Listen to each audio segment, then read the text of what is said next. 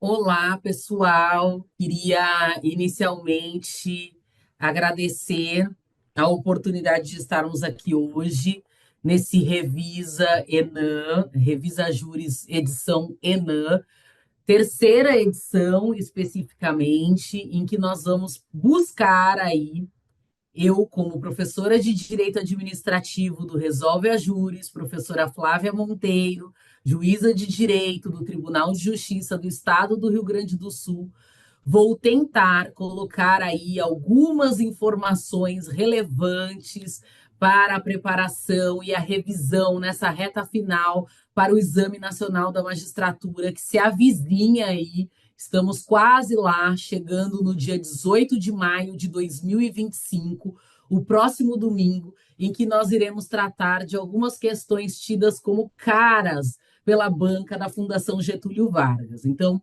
é uma grande honra estar aqui nessa tarde de hoje, em que nós vamos conversar rapidamente sobre alguns tópicos relevantes, mais uma vez, sobre o direito administrativo, buscando sempre dar ênfase nas questões relacionadas às estatísticas, ao perfil da banca, aos principais artigos cobrados, os principais temas da jurisprudência, principalmente considerando o sistema de precedentes, as principais dicas em termos de nomenclatura, enfim, nós vamos aí tentar fazer um juízo estatístico direcionando a nossa preparação na reta final. E aí a pergunta que pode surgir para todos e todas é a ideia de, olha, então, diante disso, estamos aí nessa preparação da reta final, temos que estudar o quê? Como podemos estabelecer as prioridades na nossa preparação quando temos um edital com um conteúdo programático extenso e como nós podemos fazer esse trabalho especificamente agora, faltando alguns dias, menos de uma semana para a prova, considerando, evidentemente, os elementos de cunho emocional, psicológico, ansiedade, enfim, toda a pressão que envolve um momento que antecede uma prova de primeira fase. E essa não é com características nacionais, ganha uma relevância e fica aí nas preocupações de todos os concurseiros e concurseiras do Brasil. Então, como fazer estabelecer essas prioridades? Inicialmente, nós temos que olhar para o programa e, sim, estabelecer as nossas prioridades a partir das nossas efetivas, vamos dizer assim, das nossas afinidades com o programa. Então, não vai dar para nós dizermos nessa altura que nós não temos nenhuma afinidade com nenhuma das matérias e nenhum dos pontos do conteúdo programático. Mas a ideia é se afinizar com alguns pontos do programa e ali estabelecer as estatísticas de acordo com a quantidade de questões abordadas na prova. Então, por exemplo, se você tiver mais afinidade com o direito constitucional, que tem uma grande incidência de questões, então atente-se para a matéria de direito constitucional para fazer a revisão daqueles principais pontos que você vê a maior incidência pela banca da Fundação Getúlio Vargas e pelas provas anteriores, principalmente esse trabalho que é feito aqui pelo Resolve a Júris, que tem um cunho estatístico e vai dar um direcionamento dos principais temas abordados em cada matéria. Feito isso, você vai lá e vai revisar especificamente aqueles temas que você tem mais afinidade e que tem maior incidência na prova e que concentra o maior número de questões de acordo com a matéria. Então, aí você vai ter que escolher e estabelecer a sua lista de prioridades. Evidentemente que não vai dar para revisar tudo, todo o conteúdo de última hora, mas é possível que essas matérias que você se afinize um pouco mais sejam a chave da sua aprovação, certo? Dito isto, nós vamos agora, feita essa introdução, olhar rapidamente o nosso conteúdo programático no âmbito do direito administrativo, até mesmo para que vocês possam estabelecer aí, quem sabe, as prioridades para revisão na matéria de direito administrativo, para tirar e garantir alguns pontos preciosos nessa prova do Exame Nacional da Magistratura, terceira edição, que será realizada no dia 18 de maio de 2025. Então, vamos lá, vamos abrir o slide. Então, agora nós vamos estabelecer a nossa prioridade, considerando que a matéria direito administrativo, no total das 80 questões do Exame Nacional da Magistratura, ela ocupa oito questões. Oito questões estão garantidas no âmbito do direito administrativo, o que equivale atualmente a 10% da prova. 10% da prova, evidentemente, que ninguém vai deixar de ser aprovado faltando 10%. Então, são oito questões preciosas e que nós podemos estabelecer as nossas prioridades, sim, a partir das nossas afinidades, para fins de revisão, certo? Então, vamos lá. Esse é o conteúdo programático, eu vou passar rapidamente, todo mundo tem no edital.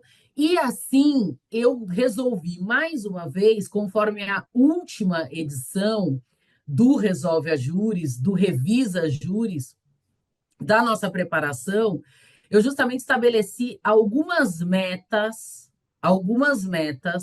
para que nós possamos estabelecer, escolher, eleger as nossas prioridades. Sempre, mais uma vez, baseado em dados estatísticos, considerando o perfil da banca Fundação Getúlio Vargas, realizando provas da magistratura em todas as esferas no Brasil todo, certo? Então, considerando esses dados, esse universo, é possível estabelecer essas prioridades, e foram as prioridades que eu elenquei. Algumas delas eu estou reprisando e acrescentando informações atualizadas da última edição. Então, para quem viu a última edição, vai ver algumas similaridades, porém, é importante sempre enfatizar que tiveram acréscimos significativos, porque aqui nós estamos traçando o perfil da banca e as nossas possíveis apostas, muito entre aspas, em relação ao perfil daquilo que pode ser abordado em eventual prova da Fundação Getúlio Vargas, considerando, evidentemente, que algumas questões, alguns artigos, algumas jurisprudências são cobradas de forma repetida pela banca. Bom, então vamos lá. Minha primeira escolha, mais uma vez, eu ainda fico com o tema agentes públicos. O tema agentes públicos, que eu aqui resolvi instituir algumas prioridades acerca da figura dos agentes públicos, considerando a necessidade da leitura de alguns dispositivos e temas da jurisprudência do sistema de precedentes, teses fixadas para a rememoração de vocês, a revisão de vocês de última hora na véspera da prova. Então, vamos lá. O que eu destaquei que seja, reputo, importante, até mesmo pelo perfil da prova, considerando, inclusive, as assertivas incorretas nas provas objetivas, como um mapa, um direcionamento dos artigos de lei, das temáticas abordadas, tanto na jurisprudência como nas súmulas, enfim, que mesmo não sendo objeto da alternativa correta, mostra um certo indício e um interesse por parte da banca naquela matéria. E evidentemente que quando for a alternativa correta, eu vou sinalizar com a prova e o ano, considerando que estamos fazendo uma retrospectiva do ano de 2022 até 2025 das provas da Fundação Getúlio Vargas nas carreiras da magistratura. Então, vamos lá. Aqui a minha primeira, digamos assim, o meu item 1 das minhas prioridades aqui foi o artigo 39, parágrafo 9º, que fala justamente das possibilidades, não é, de se estabelecer aí a incorporação de vantagens de caráter temporário ou vinculado no caso de exercício de função de confiança ou cargo em comissão, não é? É importante essa vedação estabelecida nos termos da Constituição Federal, incluída a partir da Emenda Constitucional 103 de 2019, que também é objeto, já foi objeto de questionamento, né, de uma das assertivas, mais uma vez, mesmo que incorretas, da Fundação Getúlio Vargas. Então, é um artigo que eu colocaria ali um asterisco para uma revisão de última hora nesta seara. O segundo aspecto que eu tenho a considerar é os termos do artigo 37.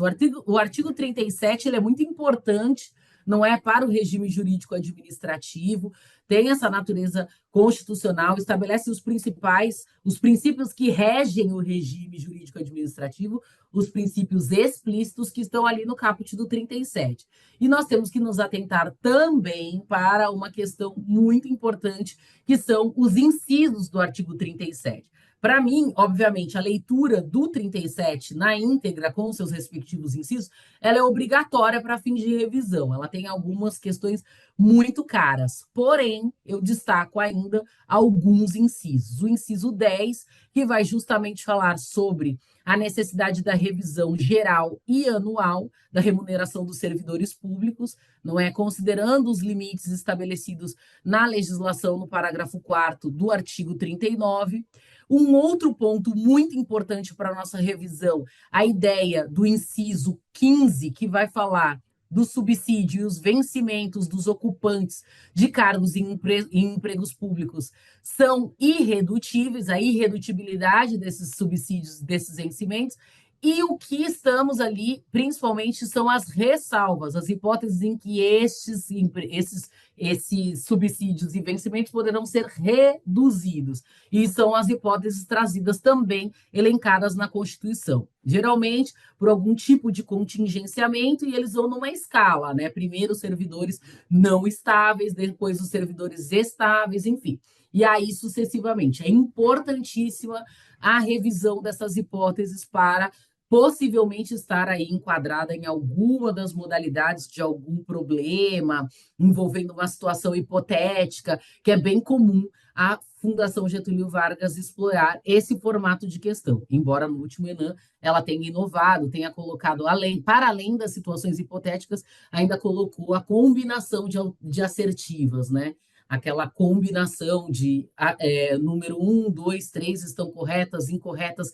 Então, tem que tomar muito cuidado nessa combinação para não perder questões preciosas.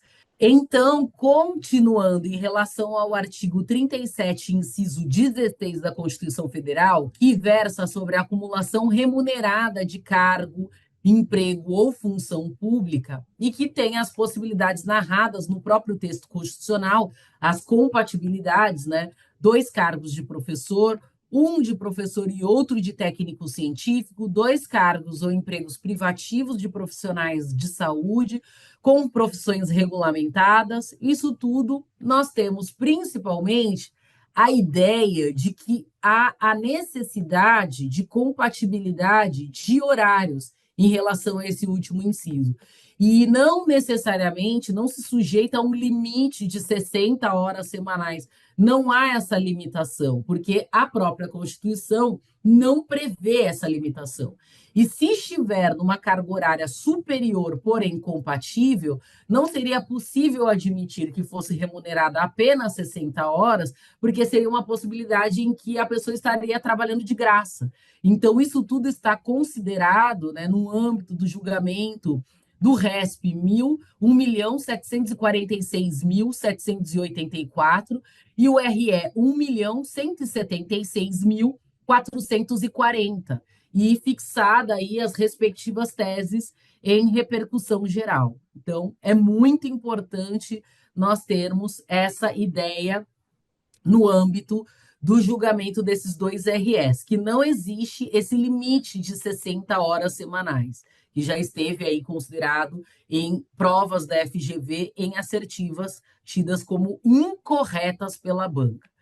Nesse aspecto, acerca dos agentes públicos, existem algumas teses fixadas no âmbito do Supremo Tribunal Federal, em sede de repercussão geral, que eu reputo relevantes aí para revisão.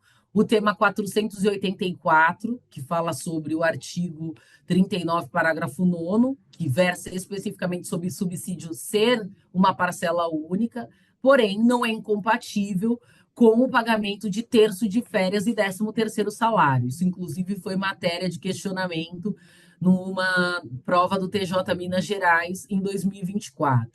O tema 1097, que fala sobre a possibilidade de redução da jornada de trabalho do servidor público ou da servidora pública que tenha filho ou dependente deficiente, e aqui também foi essa redação trazida pelo Tribunal de Justiça em prova aplicada pela FGV no Tribunal de Justiça do Estado de Santa Catarina em 2024. O tema 1241, que falou adicional de 1/3 previsto, né, nos termos do artigo 7º, inciso 17 da Constituição Federal, incide sobre a remuneração relativa a todo o período de férias. Também já foi objeto de questionamento. Não esquecendo de teses relacionadas, fixadas aí no âmbito do STJ, em sede de recurso repetitivo, e aí eu recomendo a leitura e a revisão do tema 1094, que fala sobre a possibilidade do candidato aprovado em concurso público poder assumir cargo, segundo o edital, que exige um título de ensino médio profissionalizante ou completo ou de um curso técnico em área específica, caso não seja portador desse título, mas se detém um diploma em nível superior na mesma área profissional. Isso é importante, é um tema também que já foi explorado em sede de problemas, de situações hipotéticas trazidas pela banca em enunciado. A outra coisa é o tema 1135, 1135, que fala sobre a possibilidade de usufruir o primeiro período de férias após cumprida a exigência dos 12 meses e também usufruir as seguintes férias no mesmo ano civil, dentro do período aquisitivo ainda em curso, também na forma do parágrafo 1º, artigo 77 da Lei 8.112 de 90. Também foi objeto de questionamento na prova do TRF1 pela FGV em 2023. E uma outra coisa bem importante é o teor da súmula 650 do STJ, que também foi matéria de questionamento no TRF1, também pela FGV em 2023, que falava justamente que a autoridade administrativa não dispõe de discricionariedade para aplicar ao servidor pena diversa da demissão, quando caracterizadas as hipóteses previstas no artigo 133 da Lei 8.112 de 90, ofensas graves, intoleráveis,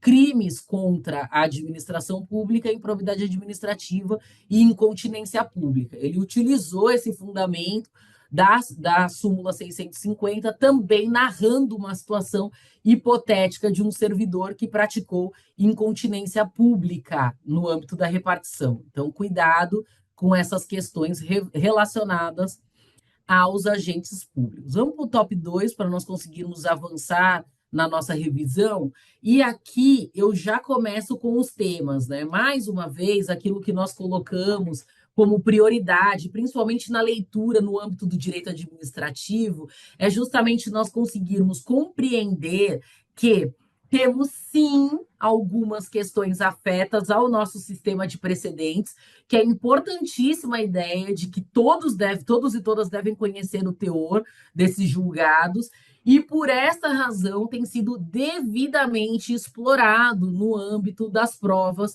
do Exame Nacional da Magistratura e outras provas também aplicadas pela Fundação Getúlio Vargas Brasil afora. Então, é importante conhecer esses temas que já foram objeto de questionamento. E um deles, muito importante quando tratamos da matéria improbidade administrativa, que foi elencado por mim como meu top 2, mais uma vez, a ideia do tema 1190 do STF, que fala da necessidade, né, a necessária comprovação da responsabilidade subjetiva para fins de tipificação de atos por improbidade administrativa, de atos de improbidade administrativa, exigidos nos termos do artigo 9º, 10 e 11 da Lei de Improbidade Administrativa. E esse elemento específico que temos que considerar é o dolo específico. Esse é o elemento subjetivo.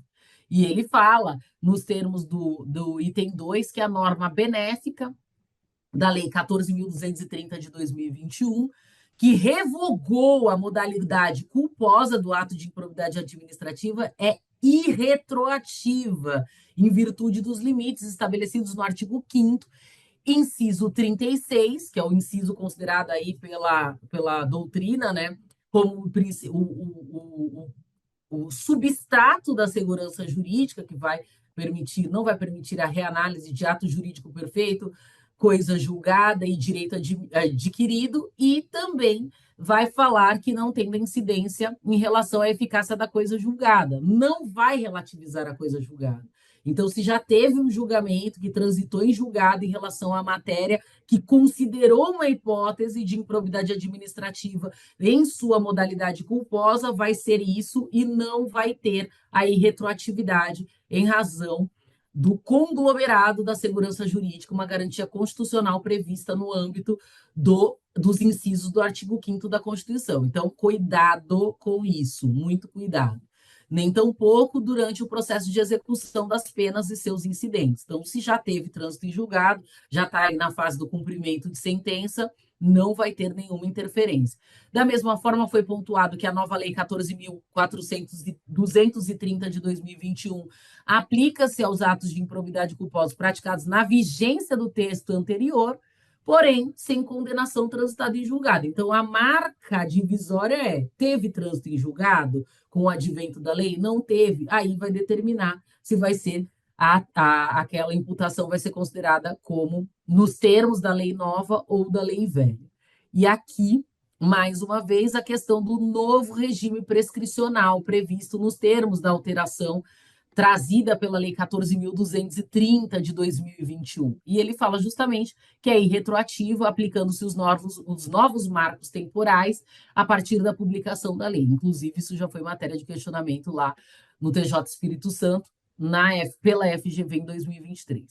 Agora, aqui uma questão recente, trazida no âmbito do TJ Santa Catarina de 2025, que fala sobre a exigência do efetivo prejuízo em relação ao ato de improbidade administrativa que cause lesão ao erário, prevista nos termos do artigo 10 caput da Lei 8.429 de 92, com a redação dada e alterada nos termos da Lei 14.230 de 2021.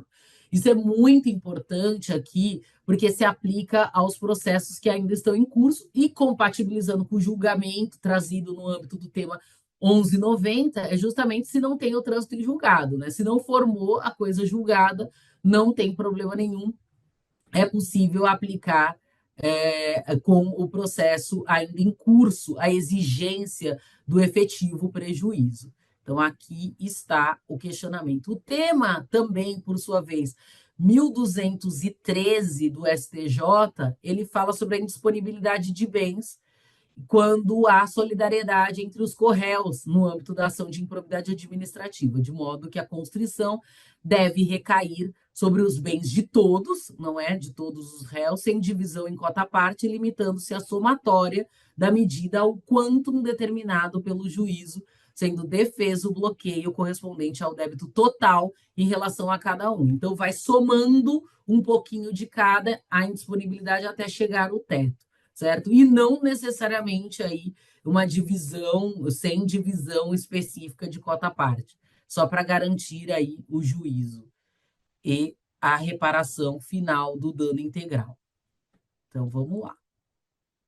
Agora, temos também alguns artigos importantes da Lei 8429 de 92, alterada pela Lei 14.230 de 2021, que são relevantes para uma leitura de última hora. Dentre eles, eu recomendo a leitura do artigo 10, que fala da efetividade, da necessidade da comprovação do efetivo prejuízo, em termos de perda patrimonial, desvio, apropriação, malbarateamento e a dilapidação, como uma das hipóteses necessárias para a caracterização do prejuízo ao erário. Então, é um requisito indispensável, também já foi objeto de questionamento na Fundação Getúlio Vargas em 2024, em 2025, no TJ Santa Catarina.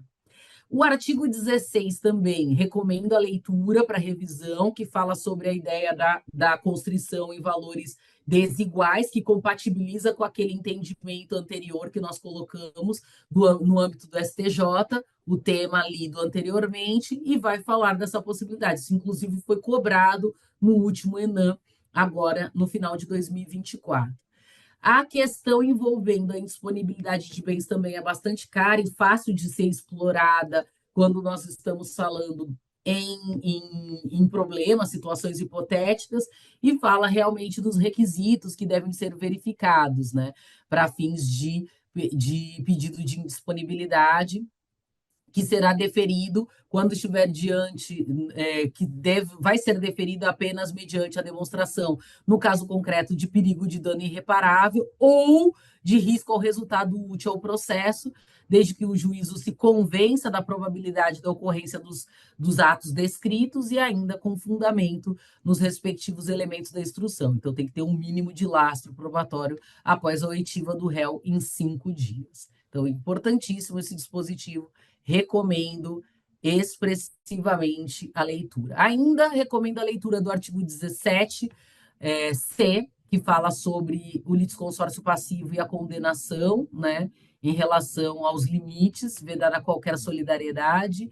Também a ideia do artigo trazida no âmbito da leitura do artigo 17D, que fala de ação e improbidade administrativa, trata da natureza jurídica específica, não é trazendo pertencente ao gênero ações coletivas, é importante, era uma celeuma antiga da doutrina acerca da natureza jurídica da ação de improbidade administrativa, se seria uma ação civil pública, se seria uma espécie de ação do gênero coletiva, enfim. E agora a própria lei sedimentou a questão, dizendo que se trata de uma natureza específica, de uma ação que pertence ao gênero das ações coletivas.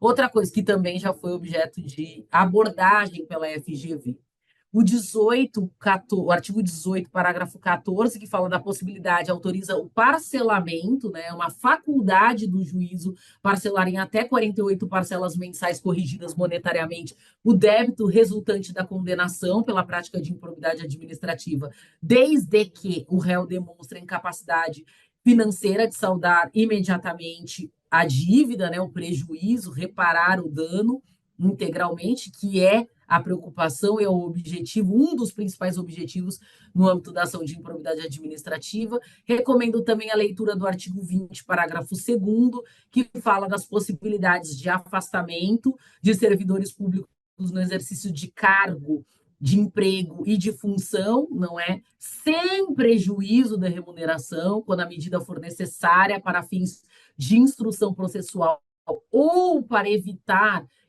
a iminente prática de novos ilícitos, isso é importante, e o afastamento será de até 90 dias, prorrogáveis uma única vez por igual período, mediante decisão motivada. Também já foi explorado isso no TJ Mato Grosso do Sul, pela FGV em 2023. Cuidado com esse prazo de 90 dias e a hipótese de prorrogação e as hipóteses admitidas, não é, para não ter nenhum problema. E também não é incomum descreverem um fato sobre isso. O top 3 ele é bem complexo e, em razão das questões trazidas pela inovação legislativa em 2021, nós precisamos nos atentar a algumas novidades trazidas no âmbito da Lei de Licitações e Contratos Administrativos.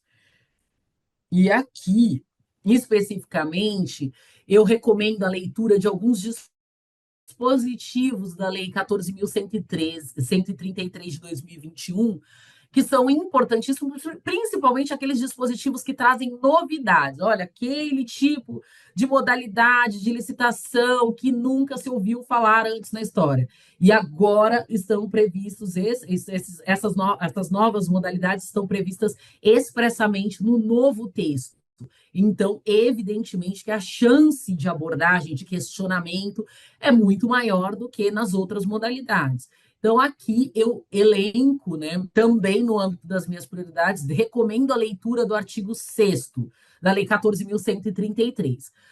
O artigo 6º ele tem inúmeros incisos, ele é bem conceitual, ele traz alguns conceitos de ordem técnica, de cunho jurídico, que nós precisamos nos atentar a esses detalhes, principalmente para garantir o teor de todos a aplicação da lei como um todo e facilitar a interpretação a partir do momento em que o operador do direito estará fazendo uso daquela lei. Então, é importante vocês conhecerem. Então, eu recomendo, sim, a leitura do artigo 6º e todos os incisos e destaco alguns deles que já foram objetos de questionamento, já estiveram presentes aí nas assertivas, nas respostas certas da FGV. Vamos ver. Inclusive, aqui, o primeiro deles, que é justamente o nosso artigo 42, o inciso 42 do artigo 6º, que fala do diálogo competitivo. E ele estabelece o conceito de diálogo competitivo, ele traz a ideia de que a administração pode estabelecer um prévio diálogo com os licitantes, estabelecendo a partir de critérios objetivos previstos no edital, e aí devendo os licitantes apresentar uma proposta final após o encerramento dos diálogos. Então, essa é uma questão, algo que nunca se viu antes, né, no nosso ordenamento jurídico, a aplicação, e hoje existe uma previsão legal sobre isso. Então, não preciso dizer para vocês que esse diálogo, essa interlocução é importante para melhorar as condições do próprio pleito, né, licitatório, mas é mais importante ainda para cair na prova, né, porque nós não estávamos habituados a ver essa modalidade no direito brasileiro. Então, cuidado com ele.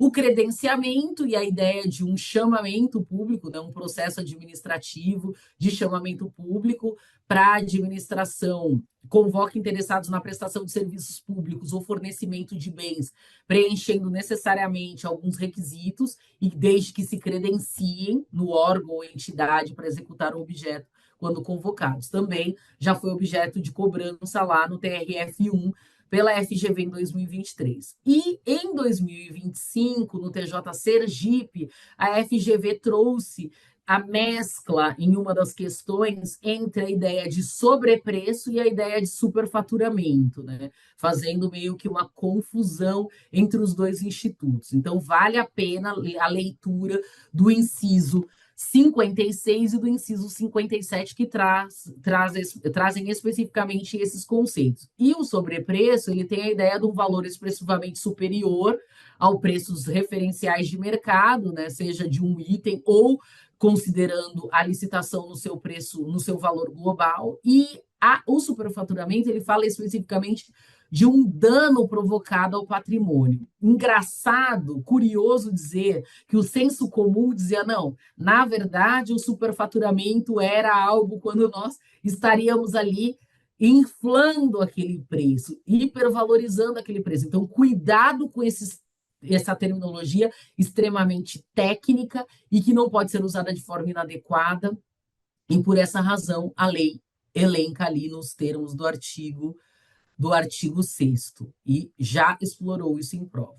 Seguindo ainda as minhas recomendações do artigo 14, da Lei 14.133 de 2021, recomendo também a leitura do artigo 15, né, que vai falar das questões envolvendo, e é muito comum, né, da licitação em consórcio, quais são as vedações, a necessidade de justificativa, quem poderá participar, quais são as normas, e o parágrafo 4º vai dizer o limite máximo do número de empresas consorciadas a partir de justificativa técnica, pode estar estabelecido no edital de licitação. Então, isso é uma coisa importante que também pode ser explorado novamente. O artigo 17, caput, parágrafo 1º, vai falar justamente das fases da licitação, cuidado com as fases, né, com todas as fases, considerando ali as mais variadas modalidades de licitação concentradas na Lei 14.133 de 2021.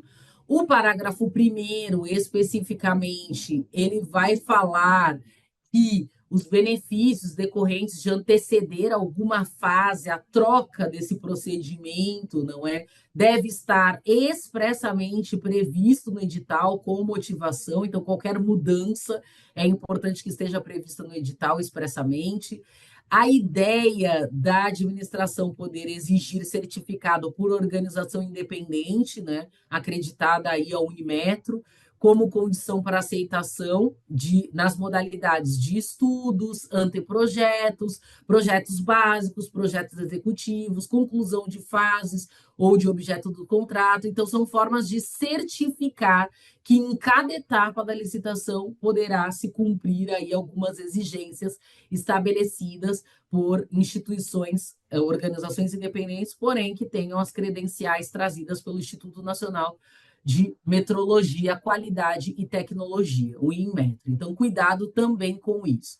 O artigo 29 vai falar que a ideia, a concorrência e o pregão seguem um rito procedimental comum, não é? E, mais ainda, sempre que o objeto possuir padrões de qualidade, de desempenho, elas possam ser definidas expressamente no edital. Nós sabemos que o edital é a lei da licitação, né, que rege todo o procedimento com todos os detalhes, para além dos detalhamentos. Então, tudo isso tem que estar previsto no edital.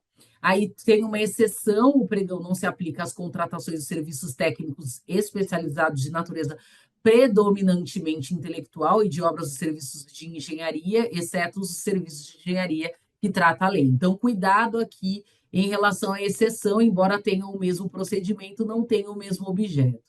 A modalidade, mais uma vez, destacada e insistentemente explorada aqui no âmbito da prova do TJ Paraná, da FGV 2023, é a modalidade do diálogo competitivo, não é? E há os próprios incisos aliás, o inciso e as alíneas do inciso 1 do artigo 32 especificam quais serão as possibilidades de se aplicar a modalidade do diálogo competitivo, restritamente aquelas modalidades de contratação, inovação tecnológica ou técnica, impossibilidade do órgão ou entidade ter a necessidade satisfeita sem adaptação e soluções disponíveis do mercado, impossibilidade de especificações técnicas serem definidas com precisão suficiente pela administração. Então, essas são as possibilidades. E dentro dessa ideia, ainda temos destacando a aplicação do artigo 34 e os seus respectivos parágrafos primeiro e segundo, e aqui eu destaco a ideia dos custos indiretos, relacionados com as despesas de manutenção, utilização, reposição, depreciação e o impacto ambiental do objeto licitado, serem dentre outros valores, né, podem ser considerados nessa definição do menor dispêndio, sempre que objetivamente mensuráveis, conforme disposto em regulamento, aqueles eles expressamente fala em regulamento, ele não fala em edital, não é incomum trocar a palavra regulamento por edital, que não se confundem. O artigo 34, parágrafo 2º, vai falar que a ideia do o julgamento pelo critério maior desconto terá como referência o preço global fixado no edital de licitação e o desconto será estendido aos eventuais termos aditivos. Essa questão já foi considerada no âmbito do TJ Espírito Santo, FGV 2022, e também TJ Santa Catarina, FGV 2025.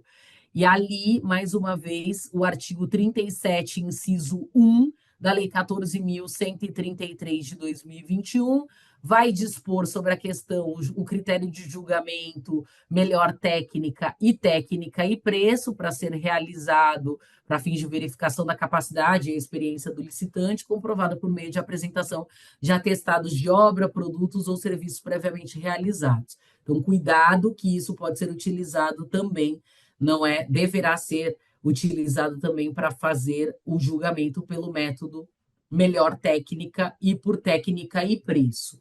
Também temos a indicação do artigo 36, que fala do julgamento por técnica e preço, e fala da necessidade de algumas ponderações em respeito da análise das propostas. O artigo 39, que fala sobre o julgamento pelo critério maior retorno econômico, cuidado com essa modalidade nova de julgamento utilizada e encampada pela Lei 14.133 de 2021, que vai falar aí da necessidade da celebração utilizada exclusivamente no contrato de eficiência e vai considerar a maior economia para a administração, e sim, a remuneração deverá ser fixada em percentual que incidirá de forma proporcional à economia efetivamente obtida na execução do contrato. Cuidado com esse deverá, porque ele pode ser muito bem substituído por um poderá. O artigo 52, parágrafo 1º, não é, que fala sobre as licitações em âmbito internacional, já foi objeto do ENAM na reaplicação FGV lá no Amazonas, e é importante verificar o edital ter que se ajustar em termos de política monetária e comércio exterior para atender às exigências dos órgãos competentes e também possibilitar permitir, né, ao licitante estrangeiro cotar preço em moeda estrangeira. Da mesma forma, isonomicamente, dispensando o mesmo tratamento ao licitante brasileiro. Agora sim, mais alguns artigos, o 75 sobre as modalidades de licitação dispensável, as hipóteses de dispensa de licitação, importantíssimas que elas sejam lidas, já foi objeto do primeiro ENAM, lá em 2024, em abril do ano passado. Aqui, as hipóteses de dispensa de licitação, né, ele coloca, inclusive, a ideia, a diferença entre a dispensa e a inexigibilidade, muito cuidado com essa diferença para não termos o prejuízo, né, nos termos do artigo 72. O artigo 79, inciso 3, que fala sobre o credenciamento e as hipóteses, nas seguintes hipóteses, o cabimento nas seguintes hipóteses de contratação, falando dos mercados fluidos, e isso é importante, a hipótese de flutuação de valor, prestação e condições de contratação. O artigo 79 também destaquei a leitura, parágrafo único, inciso 5, que fala justamente sobre o procedimento, define, né, aprofunda a questão dos procedimentos de credenciamento, que são definidos a partir definidos em regulamento, como nós já tínhamos visto, não é? Observadas as seguintes regras, e aí destaca o inciso 5, que fala: não será permitido o cometimento a terceiro, ou seja, não há a possibilidade de subcontratação sem autorização expressa da administração. Artigo 80, que fala da pré-qualificação, que é um procedimento técnico administrativo, não é uma modalidade licitatória nova, cuidado, e ele pode sim habilitar e preparar aí a futura licitação ou licitação vinculada, cuidado com isso. O 81 vai justamente, mais uma vez, enfatizar a ideia do chamamento público, não é? Para, eventualmente, a iniciativa privada poderá se manifestar, ter a manifestação de interesse a ser iniciado por meio de edital de chamamento público, a propositura de realização de estudos, investigações e levantamentos de relevância pública na forma do regulamento. Então, vamos lá. O meu top 4, eu estabeleci dessa vez o nosso processo administrativo disciplinar, destaquei algumas coisas, reconhecendo evidentemente que cada um dos entes federados pode ter o seu regime e a sua norma própria, mas considerando o regime geral, não é trazido pela administração pública federal. Então, aqui, duas jurisprudências, dois temas que são importantes. O tema de repercussão geral 1238, que fala sobre a inadmissibilidade em processo administrativo de qualquer espécie de provas consideradas ilícitas pelo Poder Judiciário brasileiro, né? Não tem como emprestar as provas encontradas por acaso pela servidora, são válidas por se tratar de fonte independente, mas, conforme a jurisprudência da Corte, demonstrada a existência da fonte independente, a nulidade do ato não tem um condão de invalidar as subsequentes. Porém, não é se mostrar a correlação, a dependência dessa prova, contaminar essa prova também, ela não poderá ser utilizada. Aqui, isso também já foi objeto, o último ENAM, segunda edição, 2024, explorou essa questão.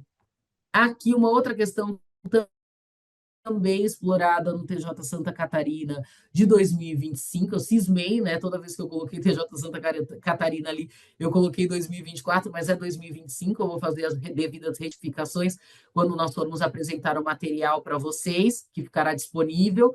E aqui ele fala: quando o juízo criminal reconhece a inimputabilidade do agente fundada no 26 e profere sentença absolutória imprópria com imposição de medida de segurança, descabe a fixação de sanção administrativa, impondo-se à administração, ao revés, o dever de avaliar eventual concessão de licença para tratamento médico de saúde ou aposentadoria por invalidez. Também é importantíssimo esse julgado, que foi objeto de exploração no recurso de mandado de segurança 72.642 do Paraná. Então, vamos lá, vamos seguir. Alguns dispositivos importantes da Lei 9.784, de 90 9, a Lei do Processo Administrativo Disciplinar no âmbito da Administração Pública Federal. E aqui eu destaco o artigo 1º também, que é o alcance, é o âmbito de aplicação dessa lei, que vai trazer justamente os poderes legislativo e judiciário da União no desempenho da sua função administrativa, para além da administração pública direta e indireta na esfera federal, né, no âmbito da União. E aqui o artigo 2º, ele vai trazer uma questão também que foi objeto de questionamento no TRF3 em 2025, fala sobre a administração pública, estabelecer a observância de alguns princípios, elenca os princípios na literalidade da lei e vai dizer que é vedada a renúncia total ou parcial de poderes ou competências, salvo na hipótese de autorização da lei. E o questionamento trazido e considerado como certo pela banca envolvia a assertiva que tinha a redação literal do inciso do artigo 2º, a interpretação da norma administrativa da forma que melhor garanta o atendimento do fim público a que se dirige, vedada a aplicação retroativa da nova interpretação.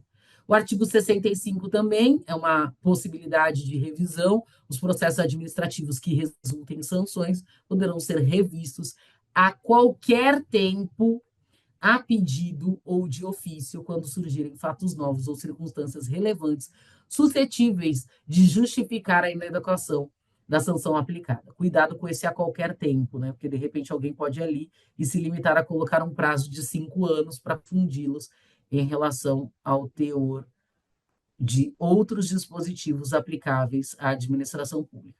Responsabilidade civil do Estado, vamos que nós temos a nossa maratona aqui de revisão.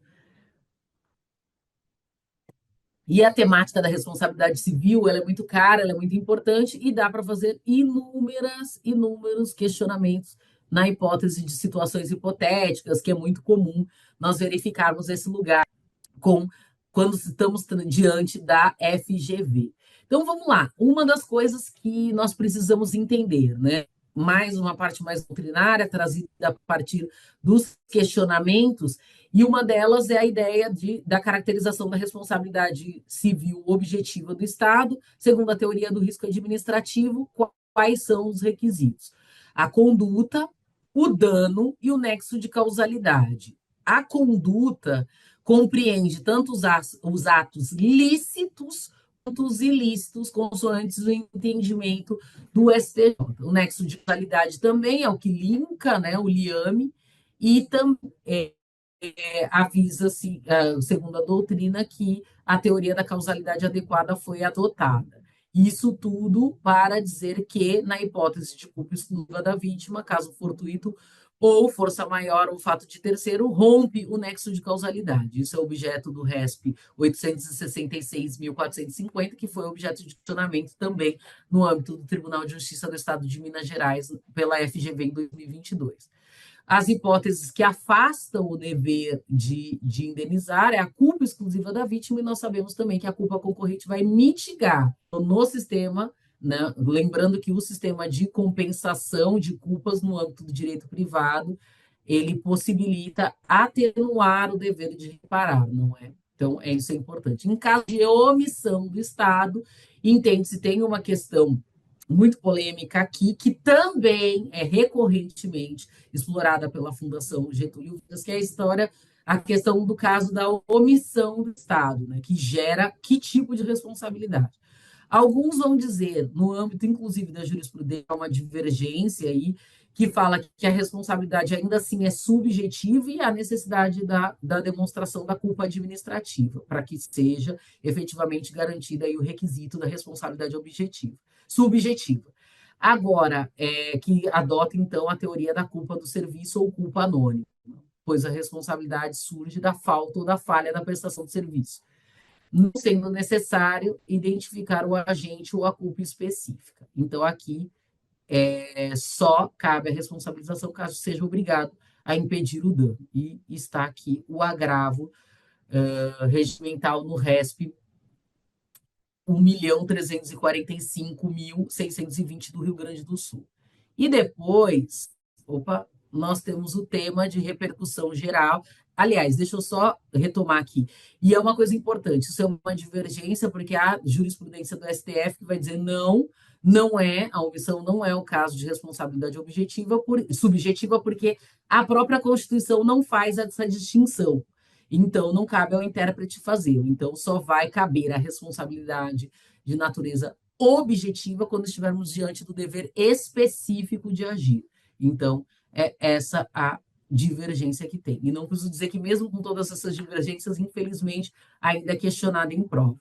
O tema 366 de repercussão geral, ele também foi objeto de questionamento do TJ Amapá, da FGV 2022, e que fala justamente da responsabilização do Estado por danos decorrentes do comércio de fogos de artifício e esse necessário dever jurídico de agir, né, que é o dever de fiscalizar quando for concedida licença para funcionamento sem as cautelas legais ou quando for conhecido do poder público de eventuais irregularidades praticadas pelo particular. E aqui, né, é uma observação que o Celso Antônio Bandeira de Mello faz do Estado figurando como não pode figurar como um segurador universal. Então, aqui nós temos todas essas considerações. Uma outra situação hipotética também, trazido um exemplo da jurisprudência no RESP 1.837.378 de Rondônia, ele vai dizer justamente de relatoria do ministro Herman Benjamin, que vai falar dessa mesma ideia do fogo de artifício, um acidente que tinha num logradouro público depois de uma festividade e que não tinha nenhum aviso, não tinha nenhum sinal de que tinha alguma irregularidade no local para prevenir o acidente, que era o dever da municipalidade no caso. Então, ele usa o mesmo raciocínio citando dois julgados para elencar uma situação normativa, hipotética, para caracterizar a responsabilidade civil do Estado ou não.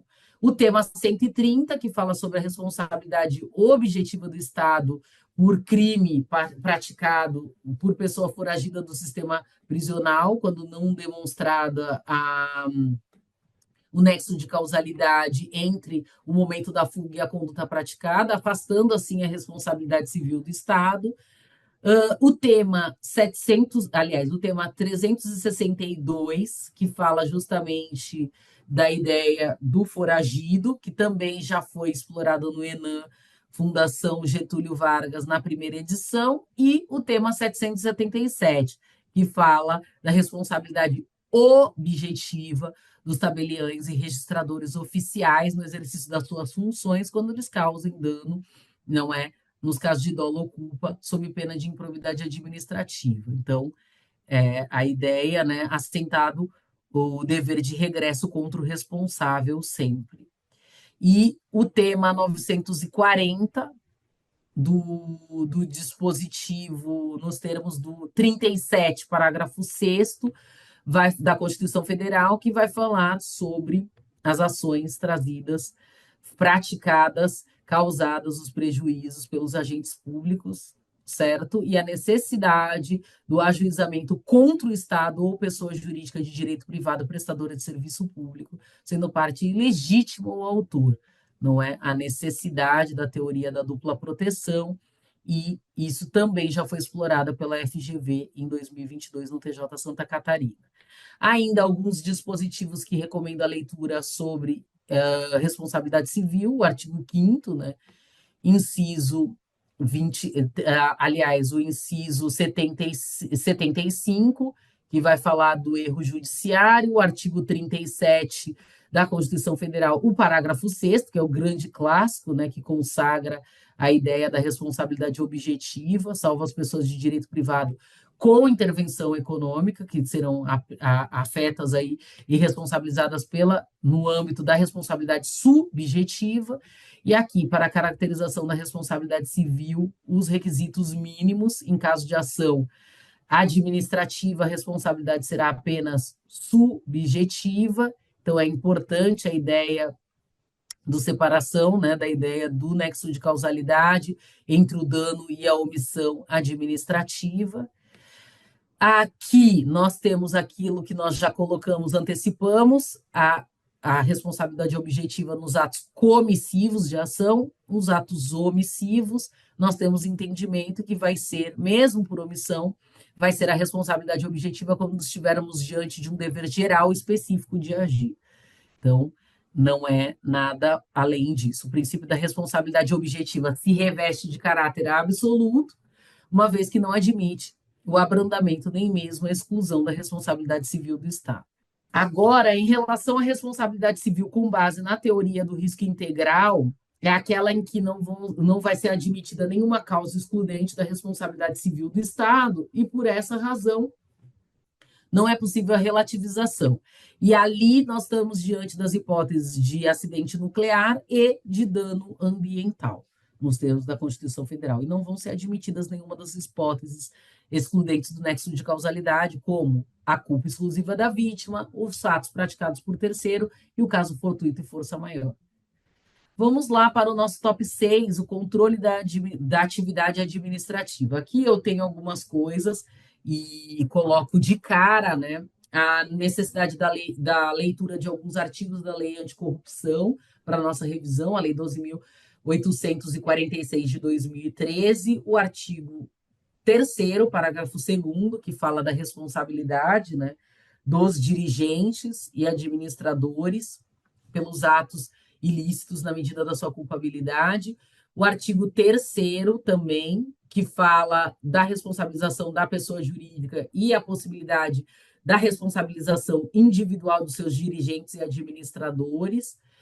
As pessoas jurídicas como serão responsabilizadas objetivamente no âmbito administrativo e civil, não é? Isso também já foi explorado no primeiro ENAM, FGV 2024, não 22, artigo 3º, parágrafo 1º, também a ideia da responsabilização, independentemente da responsabilização individual das pessoas naturais, do caput, e nas hipóteses de fusão e incorporação das pessoas jurídicas, a responsabilidade da sucessora será restrita à obrigação do pagamento de multa e a reparação integral do dano até o limite do patrimônio transferido, não é? Então, é importante ter essas observações nos termos do parágrafo 1º também, que pode ser explorado na nossa questão.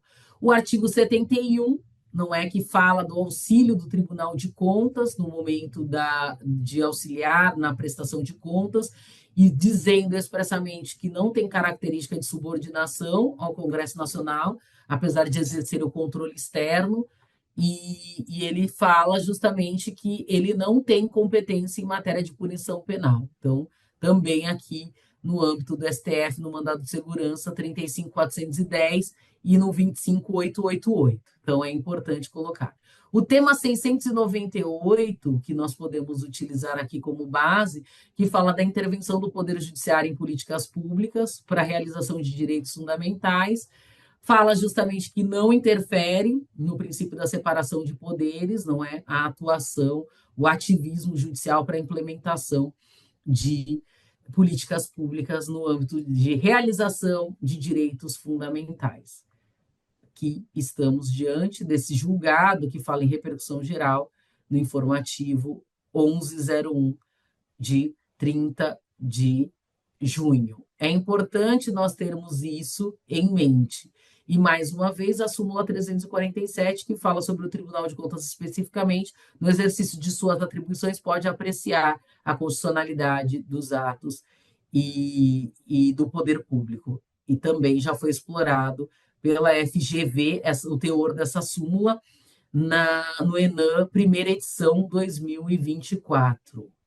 A estrutura, o meu 7º tópico é a estrutura organizacional da administração pública. Aqui eu recomendo a leitura de alguns dispositivos da Constituição Federal, o 173, que fala da exploração direta da atividade econômica pelo Estado, o parágrafo 1º, que estabelece o estatuto, a criação, a instituição de empresas públicas e da sociedade de economia mista e de suas subsidiárias para explorar a atividade econômica, a intervenção do Estado na administração pública e os requisitos, Aqui destaco algumas ações do controle de condicionalidade, inclusive que já foram utilizadas em questões.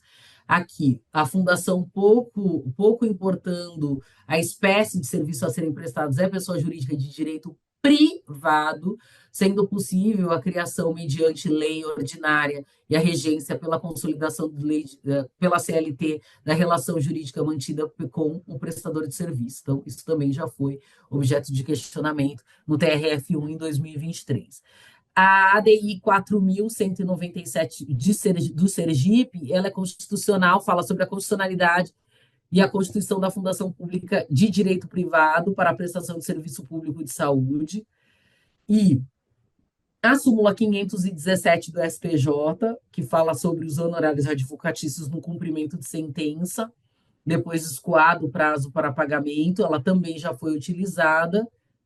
E a Caixa Econômica Federal e o BNDES utilizadas como exemplos de empresas públicas também nos enunciados FGV. O Estatuto Jurídico das Empresas Públicas e Sociedade de Economia Mista, nos termos da Lei 13.303 de 2016, recomenda a leitura do artigo 1º, né, que fala do alcance, do âmbito de incidência desse estatuto. É importante conhecer esses termos. O artigo 3º define a ideia de empresa pública. O artigo 28 fala dos contratos com terceiros e as formas destinadas à prestação de serviços públicos, de serviços às empresas públicas e sociedades de economia mista, todos os requisitos, quando precisa de licitação, quando não precisa. Eu destaco aqui a leitura do inciso 2, que já foi objeto da reaplicação no Amazonas do ENAM 2024, que fala nos casos de escolha de parceiros que esteja associada às suas características particulares, vinculadas a oportunidade de negócios definidas, específicas, justificadas, inviabilidade de procedimento competitivo. Então, é importante isso. E aqui eu destaco que a ideia de os tribunais de contas são órgãos técnicos, mais uma vez, responsáveis pela fiscalização contábil, financeira e orçamentária da entidade pública, e as decisões normalmente não têm eficácia erga omnes. Então, cuidado aqui, ainda que possam ter relevância e impacto na administração, não cabe declarar inconstitucionalidade ou ato administrativo, ainda que de forma difusa. Aqui é a parte que nós estávamos falando sobre a súmula, especificamente a súmula anterior, que nós estávamos falando quando nos referimos à atuação do Tribunal de Contas no âmbito do crivo, né, de constitucionalidade em que se faz o controle da legalidade dos atos. Então, é importante nós termos isso em mente. Bom, aqui eu também tenho que destacar que foi objeto de aplicação pela FGV em 2025 pelo TJ Santa Catarina, no teor da Lei 11.107 de 2005, a Lei dos Consórcios Públicos, principalmente destaquei o artigo 6º, o artigo 4º e o artigo 8º. E aqui o artigo 6º sobre a personalidade jurídica adquirida com característica de direito público ou privado e admissão de pessoal por meio de um regime seletista. É importante. A necessidade do protocolo de intenções ser publicado em imprensa oficial e o repasse de recursos dos integrantes do consórcio público se dar somente, e aqui eu reforço somente, por contrato de rateio. Essa foi a resposta considerada correta na assertiva, nas alternativas estabelecidas na questão pela FGV no TJ Santa Catarina. E aí especifica a ideia do contrato de rateio ter que estar de acordo com a legislação orçamentária, e também a vedação de aplicação de recursos com base em atendimento de despesas genéricas e transferências ou operações de crédito. Então, aqui mais uma vez. Outra coisa que foi objeto de questionamento recente também pela FGV é o teor da Lei 13.934 de 2019, que fala exatamente sobre o contrato de desempenho no âmbito da administração pública. No artigo 2º fala da necessidade do contrato de desempenho ser celebrado e estabelecer metas para o desenvolvimento, para fins de ampliação das autonomias e concessão de flexibilidade, e vão ter que ser observadas algumas condições para isso, né?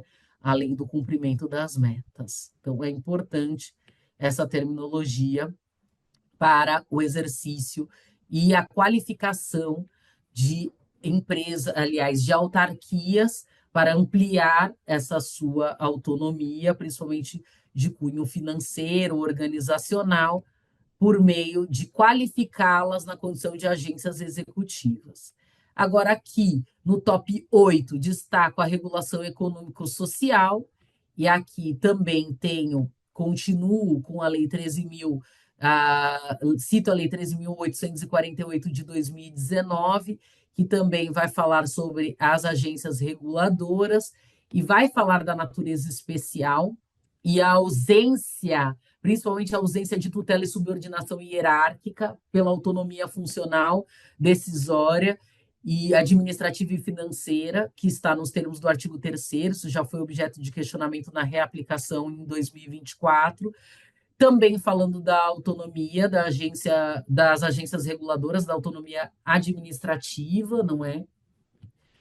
Também temos o artigo 14, que fala sobre o controle externo das agências reguladoras ser exercido também pelo Congresso Nacional com auxílio do Tribunal de Contas da União, é um dado importante, e destaco a ADI 5906 do DF, que fala sobre o exercício de atividades regulatórias, lidando aí com a Agência Nacional de Transporte Terrestre, a ANTT, e fala das disposições normativas que lhe conferem competência para definir infrações e impor sanções e medidas administrativas aplicáveis ao serviço de transporte, deve respeitar os limites para sua atuação definidos no ato legislativo delegatório emanado do Congresso Nacional.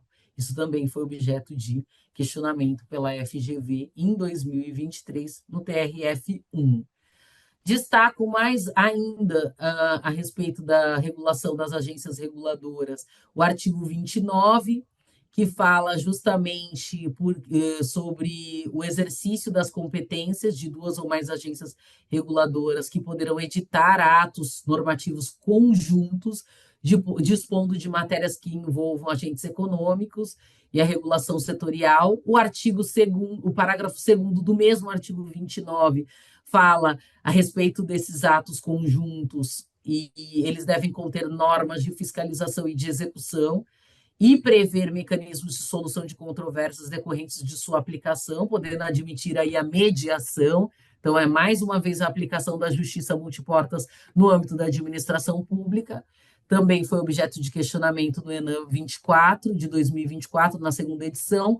O artigo 33 vai falar justamente das agências reguladoras que podem se articular com órgãos de defesa do meio ambiente mediante a celebração de convênios e acordos de cooperação, buscando aí se estabelecer o intercâmbio de informações e padronização de exigências e procedimentos, buscando a celeridade na emissão de licenças ambientais e a maior eficiência nos processos de fiscalização. Bom, também foi matéria de questionamento no artigo 33 no ENAM, segunda edição, em 2024. Vamos lá, o poder de polícia, eu vou destacar algumas coisas em relação aos ciclos de poder de polícia, que às vezes calha de ser questionado em algum tipo de abordagem, então é importante que vocês tenham isso em mente. E os ciclos de poder de polícia, a ordem de polícia, a parte de legislação, consentimento, a fiscalização de polícia e a sanção, e o tema 532 e repercussão geral no STF, ele vai dizer que é constitucional a delegação do poder de polícia por meio de lei a pessoas jurídicas de direito privado, integrantes da administração pública direta, de capital social majoritariamente público, que prestem exclusivamente serviços públicos de atuação própria do Estado em regime não concorrencial. Também já foi objeto de questionamento do ENAM, primeira edição. Aqui eu coloquei os ciclos do poder de polícia numa tabelinha muito esclarecedora do buscador do Dizer o Direito, em que o professor Márcio elenca aqui todas as hipóteses, tudo organizadinho, como lhe é peculiar, e aqui eu destaco também A ideia é que a ordem de polícia não pode ser delegada, o consentimento de polícia pode ser delegado aos particulares, a fiscalização pode ser delegada e a sanção não pode. Então, as duas pontas do ciclo do poder de polícia, elas não podem ser delegadas ao particular. Atentem-se a isso, porque é extremamente explorado em provas de concurso de primeira fase e a FGV não faz diferente. Os atos administrativos é o meu top 10, estamos chegando na reta final, em que o artigo 53 da Lei 9.784 de 99 fala do dever, né, da administração anular os seus próprios atos, eivados de vício, de legalidade e revogá-los por motivo de conveniência e oportunidade, respeitados os direitos adquiridos, cuidado com a nomenclatura, anulação nas hipóteses de legalidade, ilegalidade, né, vício de legalidade, revogação por motivo de conveniência ou oportunidade, sempre considerando a ideia de segurança jurídica, respeitando os direitos adquiridos. Aqui tem essa questão importantíssima da nomenclatura que pode ser explorada em um enunciado. Aqui, a súmula 473 do STF fala da administração poder anular seus próprios atos, tudo isso no âmbito do exercício da autotutela, não é? Eivado dos vícios, porque deles não originam direitos ou revogá-los por conveniência ou oportunidade, respeitados os direitos adquiridos e ressalvados, em todos os casos, a apreciação judicial. Evidentemente, aqui o que foi explorado no TJ Minas Gerais, FGV 2022, foi que o controle jurisdicional é possível, mesmo quando diante da possibilidade do exercício de autotutela por parte da administração pública. Aqui, por último, eu quero trazer questões que foram exploradas também na prova do TRF1, aliás, do TRF3 em 2025, recentemente, em que foi utilizada a leitura e a literalidade dos artigos novos aí alterados em 2018 pela Lei 13.655, que alteraram a redação da Lei de Introdução às Normas do Direito Brasileiro e deram nuances de segurança jurídica. E aqui eu destaco o artigo 21, o 23 e o 26. A leitura obviamente, da Lei de Introdução às Normas do Direito Brasileiro, que é tão conhecida intimamente como LINDB, nós poderíamos indicar ela toda, mas principalmente essa parte que mudou e afetou sobremaneira a disciplina dos atos administrativos, sobretudo. Então, o artigo 21 vai falar da necessidade das decisões na esfera administrativa, controladora ou judicial, que decretará a invalidação de atos, contratos, ajustes, processos ou norma administrativa deverá indicar de modo expresso suas consequências jurídicas e administrativas. A decisão a que se refere o caput deste artigo deverá, quando for o caso, indicar as condições e a regularização de modo proporcional e equânime e sem prejuízo aos interesses, não se podendo impor aos sujeitos atingidos ônus ou perdas que, em função das peculiaridades do caso, sejam anormais ou excessivos. Então, essa ideia da norma de transição da segurança jurídica para não mudar abruptamente as condições no âmbito das esferas administrativas para fins de não desregular o regime jurídico com essas mudanças abruptas, sobretudo quando diante de alguma invalidação de algum ato administrativo. Bom, a decisão administrativa, da mesma forma, ela deve estabelecer a interpretação de um conteúdo jurídico indeterminado, ela deve estabelecer, mais uma vez, um regime de transição para que esse novo dever ou condicionamento seja cumprido de modo proporcional, equânime e eficiente e sem prejuízo aos interesses gerais. Então, é muito interessante isso. E o 26, para eliminar irregularidade, incerteza jurídica ou situação contenciosa na aplicação do direito público, inclusive no caso de expedição de licença, ele fala expressamente no caso de concessão de expedição de licença, a autoridade administrativa poderá, após oitiva do órgão jurídico, e quando for o caso, após realização de consulta pública, apresente as razões relevantes ao interesse geral, celebrar compromisso com os interessados, observada a legislação aplicável, o qual produzirá efeito a partir da sua publicação oficial. Então, a importância de se ouvir e a possibilidade da administração pública, sim, celebrar acordos no âmbito, no exercício da sua atuação, sobretudo para garantir, mais uma vez, a segurança jurídica. Bom, feitos esses apontamentos, a nossa revisão aí, os nossos tópicos estão colocados, vocês podem verificar depois os conteúdos que estarão constando na nossa apresentação, na descrição da nossa apresentação de hoje.